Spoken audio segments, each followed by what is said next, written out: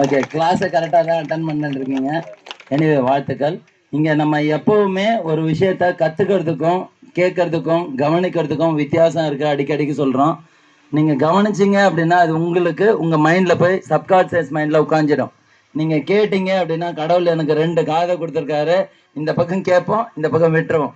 வீட்டில் ஒய்ஃப் எவ்வளோதான் சொன்னாலும் கேட்போம், விட்டுருவோம். ஹஸ்பண்ட் என்ன சொன்னாலும் கேட்போம், விட்டுருவோம். ஆனால் இது நமக்கு தேவையாக இருந்ததுன்னா கவனித்து நம்ம செயல்படுத்துகிறோம் இல்லையா? அந்த மாதிரி இந்த வாய்ப்பு கிடைச்சிருக்கு நமக்கு. இந்த வாய்ப்பை சரியாக பயன்படுத்துவோம்.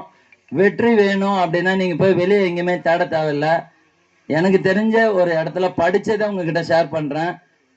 வெளிச்சத்தை நோக்கி நீங்கள் போனீங்க அப்படின்னா, வெளிச்சத்தை நோக்கி நீங்கள் போனீங்க அப்படின்னா உங்கள் பின்னாடியே நிழல் போல வெற்றி வரும். அந்த வெற்றி கிடைக்கணும் அப்படின்னா கொஞ்சம் வெளிச்சத்தோட போங்கன்னா வெற்றியாளர்கள் யாருன்னு பாருங்க, அவங்க பின்னாடியே போங்க. படத்துல சொல்றாங்களே, ஒண்ணு முதல்வனா இரு, இல்லைன்னா முதல்வன் கூட இருன்னு.